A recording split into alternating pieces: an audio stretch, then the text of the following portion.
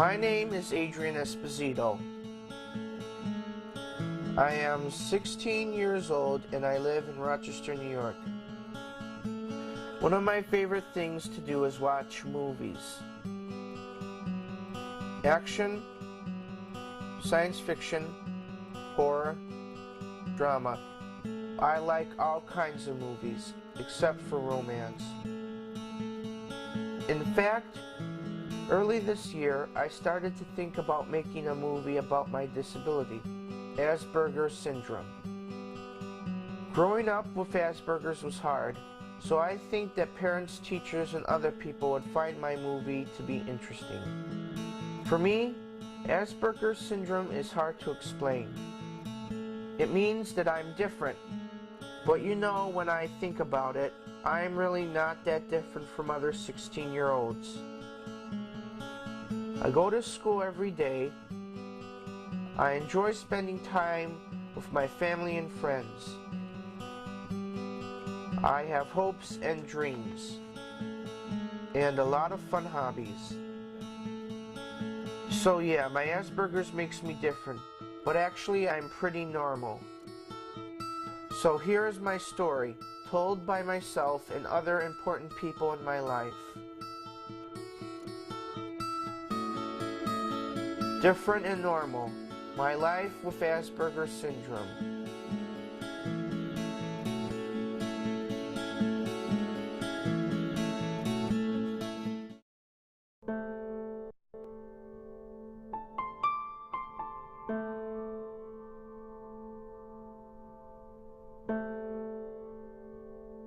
Adrian was born December 10th, 1988 at Strong Memorial Hospital.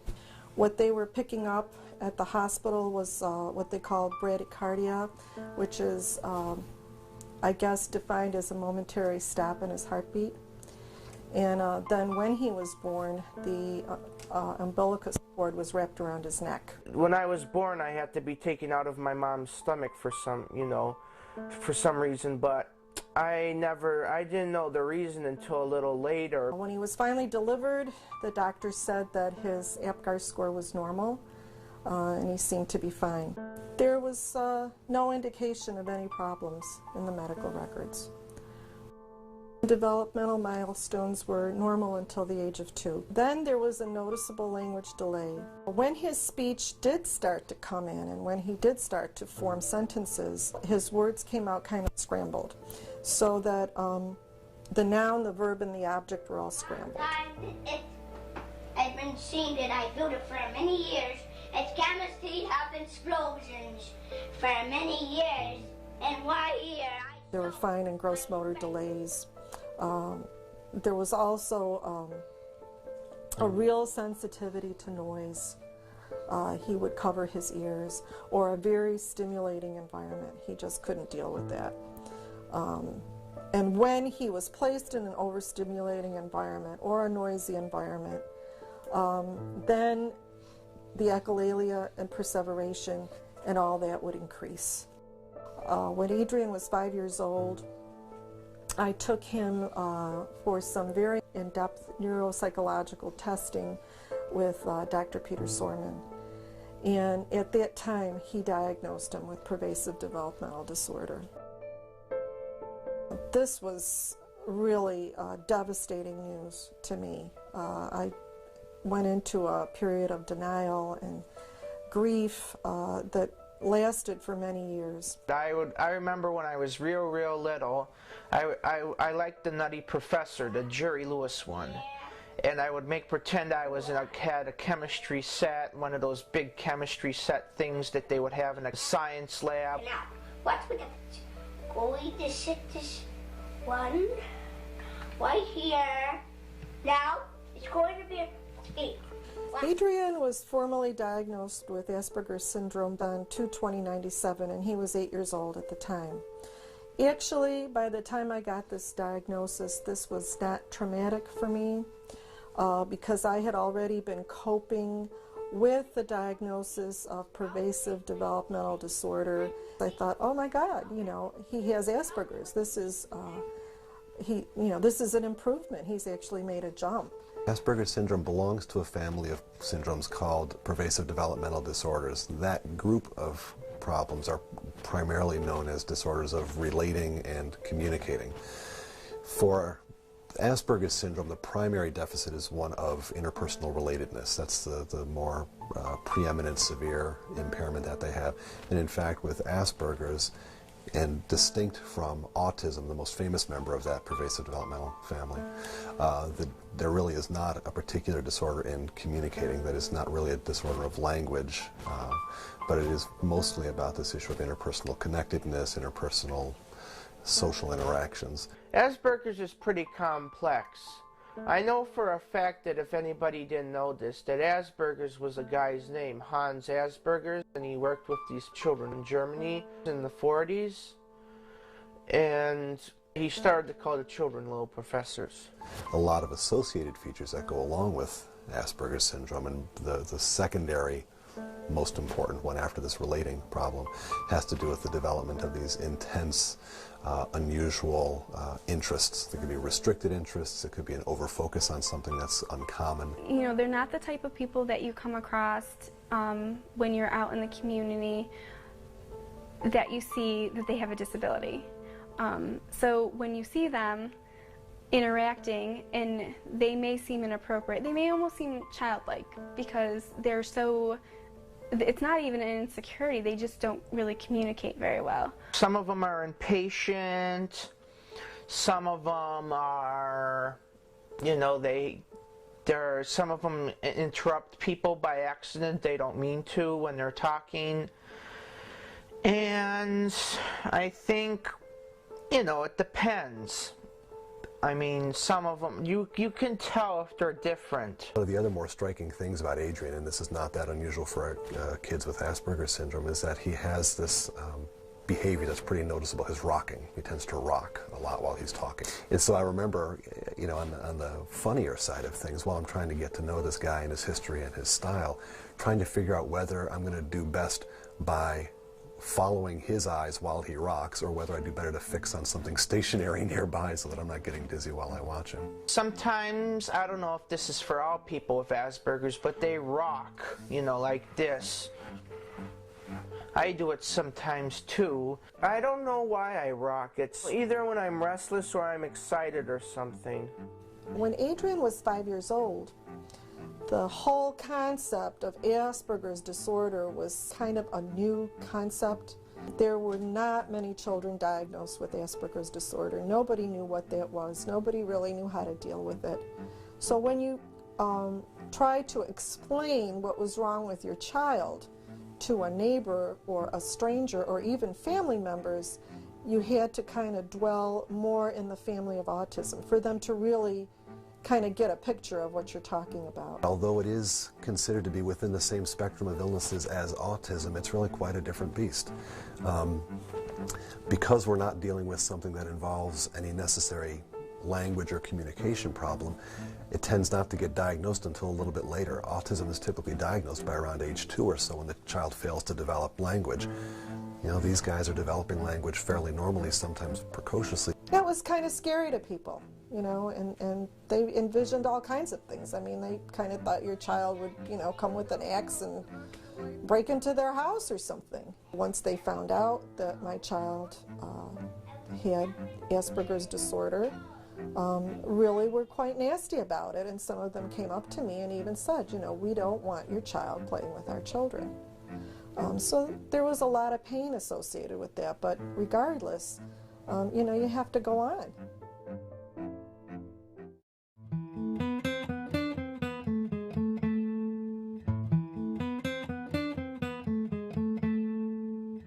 I had a lot of problems growing up, and I think if, you know, like I would get suspended, I was violent, I was really hyper, and I had a long-term suspension. I think a lot of what happens in an elementary school population is that kids are starting to find their way with a peer group. You know, one of their biggest jobs is establishing some sense of interacting with, you know, generally at first same-sex or same-sex peers and diversifying after that. But I think because of the nature of the social problems that these kids have, they tend to end up kind of isolated. Adrian had some behavior problems in other classrooms, and instead of the teachers working to create a curriculum that would benefit Adrian, Adrian was expected to fit into the curriculum, and I think with a student with Asperger's, you have to do the opposite. The challenges were many. First of all was finding the right school program for Adrian, dealing with all the school officials, making sure that the classrooms he was placed in, that they were being positive about Adrian's abilities and not putting him down. He's been in a lot of programs, day treatment, regular 12-1-4, one-on-one experiences. I wish I could do like go to college and do stuff like have final exams and like be able to do chemistry like all the other people have to do, and do like, you know, very hard work, but I can't do that stuff and that like other people can't do, and I think that sometimes is a little upsetting. From Adrian's perspective, he didn't understand why he was being switched from program to program, and he became very depressed, and he tried to commit suicide by making an attempt to jump out of a second-floor window. It's kind of a blur, but I think I was doing a little, you know, I was being a little bad, and I wasn't doing very well, and the teachers were getting on my case a lot, and I was getting in a lot of trouble. I tried to jump out a window because I had felt I had failed, and I wanted to like I saw in those movies where you hit your head against the window and you'd fall out. Well, I tried doing that, hit my head against the window, and it didn't do nothing. Kids with Asperger syndrome can have a lot of associated problems, including, you know, problems with attention, concentration, sensory impairments, a variety of things, motor impairments, things like that.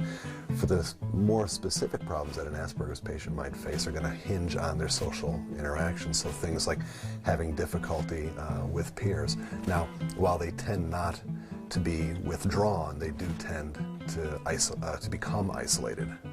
Because their kind of approach to social interactions in a school setting is odd or inappropriate or overbearing or eccentric.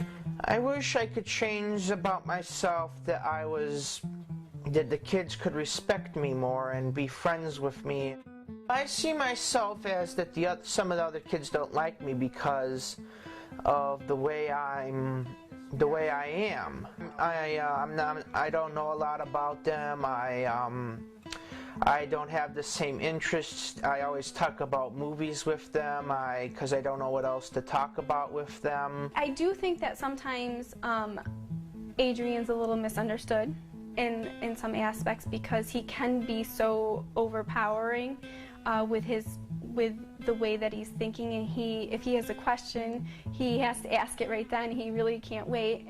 Ultimately, he was placed in the most restrictive setting that BOCES has for his high school program. But lo and behold, he kind of thrived in that setting. When I first started working with Adrian, he was very impulsive.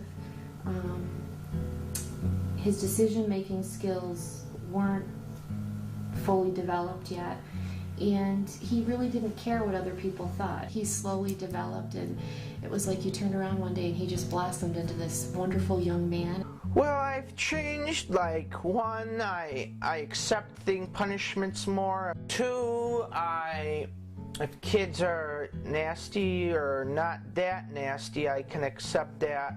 I don't go out and ballistic because I don't say anything bad to them because I don't want to start any trouble and get into a fight and get expelled. Three, I'm not that inappropriate like I used to be. He started to do very well. They had very dedicated teachers and paraprofessionals who would let Adrian talk about movies, and if he came in with an interest in Plato or Aristotle, they would pull him aside and they would talk to him about that. Academically, Adrian can read any text that he is very interested in and can relate. He can make text-to-text connections, he can make text-to-world, and he's even starting to develop the ability to make text-to-self connections, which I think is just amazing. Currently, he goes to the BOCES Hillside Day Treatment Program, and he's back involved full-time. It's really an excellent program. I'm proud. My mom's not upset. I'm proud that I don't keep getting suspended. And I'm proud that I'm at a school and a program that I like.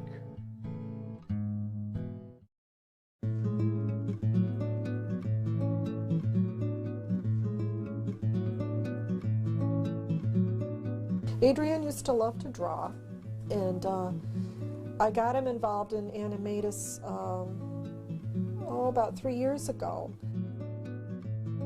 When Adrian first started, he started taking our classes on Saturdays with all the other students, and I suggested that maybe Adrian would do better, at least with his projects, if I could focus my attention to him directly, and that's why he's doing these classes now. I think this stuff is important to show it's a farm, right? Right. So that looks good to you? Right. All right, what do we have down there for how many frames that we discussed? I push him with little assignments so he, we can try to push the fundamentals of animation. He's got great ideas, great story ideas, and very funny characters, and I think all in all he does a pretty great job. Adrian also sees his ResHab worker and these workers that come into the home as his friends. He has one ResHab worker that he's gotten very close to called Jimmy. How are you? Good. All right. Hey. Yeah. So you ready to go? Yeah, I'm ready. Okay, let's do it. He was supposed to be, a substitute for one day, and then I liked him a lot because he was an old timer, and because he was interested in all this old stuff, and he was a really nice guy. It's been a joy to date working with him. He's pretty easy to work with. I cook. I do the laundry. I do money skills. Wait a minute. What about, can I add a 5? Yes. All right. 10 plus 5. Yeah. We go to the Y every Thursday, do strength training, and we walk the track for a mile and a quarter, mile and a half. Well, I like going to the YMCA sometimes because I want to lose weight, because I don't want to be a real fat butterball when I get older. And I also take karate, and I'm an advanced brown belt in karate now. I started, I think, in 1999 because I felt like that people weren't taking me seriously, and I felt kind of threatened, like one day I may get beaten up and people will keep beating me up there. And if I take karate, they'll see me as a tough guy and not just as a weakling, I've seen some huge improvements, gigantic ones. When he first started sparring, when he sparred, he's a big guy, and he delivers a lot of power, and he didn't know how to control that. But we did some private lessons, and we took care of that, and now he's actually really good at sparring. He doesn't, he's got excellent timing. It's great. He just kind of goes in and hits people, and his jab is his best move. We're probably going to give him a black belt. Adrian's put in a lot more effort than a lot of other people, and he's had a lot more obstacles than a lot of other people, and he's come a lot farther. Adrian, you want to know about movies? Well, guess what? Have you ever seen a movie called Funland? Well, Marty and his family told me about a hayride, and then we volunteered to do it, and it was pretty fun. I put on this rubber latex mask, and then Mr. Willis painted my face with fake blood mixed in with some dark colors, and it looked cool. I'm supposed to be a ghoul or or something popping out of a canister as a toxic waste creature. I'm gonna scare people. Adrian's gonna do just fine. I have confidence in him. He actually pays attention. He focuses. A little more. A little more. Oh, you the man, baby. Put it there. Yeah. My job was to do is when the hayride pulled over, they would give me a signal, and I would hide in this barrel with my legs crouched, and Mr. Willis would say, "It's lunchtime. Where's my friend Charlie?" And then I would jump out of the barrel.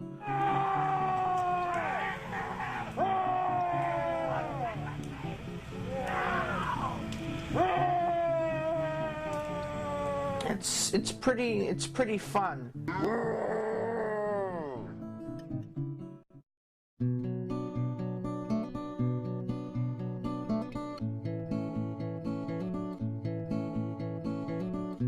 I run a support group the first Monday of every month. It's an Asperger support group. And Adrian actually has blossomed. He does such a great job, and communicating with Adrian now is so much better. I've met some of the people there, and they talk about their interests. Like this one guy collects telephones, the same like how I collect movies, but some of their stuff they deal with is like kind of the same with me. He's very receptive now about what other people are feeling and what they might be thinking. And I don't want to say that it's all because of the support group, but I think having the support group and having people that are similar to how he feels, that helps him out a lot. Bottom line, I'm thrilled with his progress. I think that he has just come a remarkable distance, and so much so that it's actually making me rethink my own diagnostic loyalties with certain standard ways of looking at kids like Adrian that tend to be pretty pessimistic about their prognosis versus others that really look at this in a more developmental sense about how do we target the kinds of strengths that we have, knowing that people in general, tend to develop in fits and starts. One thing progresses, something else may lag, and then another area will catch up. Adrian's showing us that that's what's going on. I collected tons of information on Asperger's, autism, and everything that I read told me that social skills were not developing or were never going to develop. And what Adrian has taught me that I'll carry with me through my whole profession, through my lifetime, is that those skills can be taught, and he can communicate in a very effective, compassionate manner, and I think that's what's most amazing to me. As much kind of heartache that I had with him when he was growing up and when he was younger, as a teenager up to this point, he's fantastic. He's still focused on his areas of interest, the movies, and he's cataloging things, but he's basically a very good kid. Hopefully in the future I can become a filmmaker, directing and writing scripts for my own movies, because I have a lot of ideas for a bunch of movies. My other goals are that when I grow up I become like working at a factory, or just a job that will have me make good money if it's not dangerous. And hopefully I want to drive a car too when I'm in my 20s. And I also want to have a girlfriend. Part of what we've hit upon with Adrian is, number one, his own motivation. He's doing some things that he feels pretty good about. He has a tremendous advocate in the form of his mother. And I also think that the structure of his program and the support that he gets there helps a lot because it feeds into areas of strength for him. Some of his Asperger's-like rigidity is supported, and it's kind of a strength that the program builds on. The other thing that I would throw in there, not necessarily as the biggest part of the pie, but an important player, is the medication that he's on. I think we've found a combination that's been helpful for him. Asperger's kind of takes over your life, I think. And that may be good, or it may not be good. I don't know, but it overtook my life, and that is still going on. And I think any parent who has a child like me should, if they see this movie, they should understand that, hey, maybe it will work out eventually for your kid. like if a person had known me a long time ago and saw I was violent and disruptive and pretty stupid, and then when they saw me years later they would think the same thing, I would say no. I would tell them no, because people can change, and they don't stay that way forever. Some people can change.